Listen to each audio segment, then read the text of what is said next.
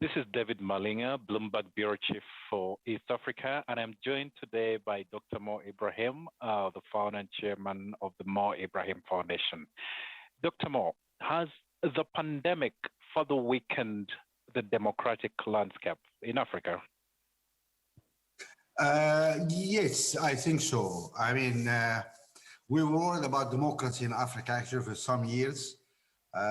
Probably you are aware, and many of our listeners are aware that we had this governance index, which we publish regularly to monitor different aspects of governance in Africa.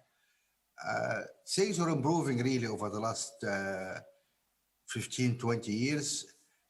But in particular, the issue of democracy and participation, this started to stagnate and to fall back actually in the last few years. The pandemic did not help. It somehow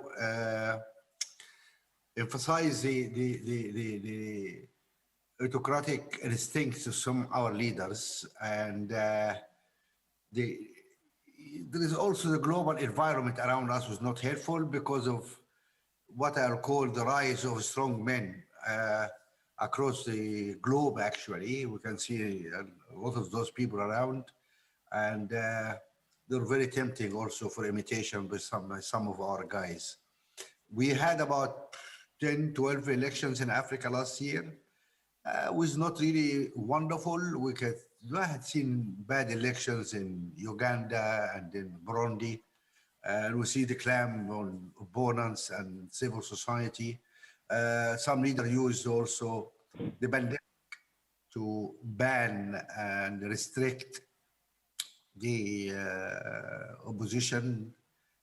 We see a number of presidents extending their terms beyond the constitutional limits. So yes, I will balance things deteriorated actually. And just on the health challenge itself, Dr. Mo, it looks like the pandemic has really laid bare, the fact that Africa's health system has been so much dependent on foreign assistance. Is it time for governments to really, invest in Medicare on the continent strongly? And should they also be looking at doing the same for, other sectors that are vulnerable to protectionism? And here I'm thinking about things like food security. You're absolutely right, David. What is clear, we were caught short. Our expenditure on the health, which is a very essential public good, is very small, at 1.9% of our GDP, which is well below the 5.9% average for other regions. So we're not spending much money on health. Only 10, 12 countries do have free universal health care for citizens. We don't manufacture medicines or vaccine. 98% of our medicines and vaccines are imported. So there is a number of shortcomings there which has been exposed in the way we try to deliver that very important public good. And the other thing that the pandemic has also, really laid bare is the digital divide. And that has been most pronounced in Africa's education when you compare to, kids who are going to school compared to the peers in the developed world. Should government be putting as much emphasis in bridging the digital divide the way they did for financial inclusion? Absolutely. Look, David, I mean, this pandemic exposed really the huge divide. Our kids lost about 28 weeks of education, of school days, and that's probably the world average. But our kids, either because they don't have internet access, or because they don't lack laptops, or missed out. So we lost 1 year, one valuable year for our kids was lost. That is a huge blow for us. Add to that the future path for us really depends a lot also on the digital economy, because that's one area where Africa really not to invest and work on now the digital economy. And we need really to improve our access to the internet and to try to provide really a better service in that area, because that is painful. Yeah. And Dr. Mo, we'll just end with where we started off, just in, half a minute.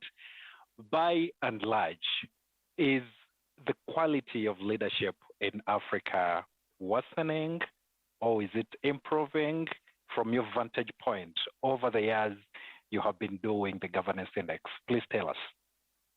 Well, we're very delighted that our prize committee did propose a winner this year. And not every year we find a winner. President Youssoufou of Niger was the worst winner. That's a good sign. But that's one country out of 54 or 55 countries. What I really believe that it's going sideways, really. In some countries, it's going backward, and we don't. There is a problem. I mean, there is this copycat strong men who stay in power and change the constitution, overstay their period. We have presidents who have been there for 30 years, 32 years. We have a president in Cameroon, we have a president in Equatorial Guinea, we have a president in Uganda. Those guys have been there for over 30 years. I mean, that is, come on, you go stale after that. So we need to do a lot of work there. We need statesmen, strong statesmen, not strong men.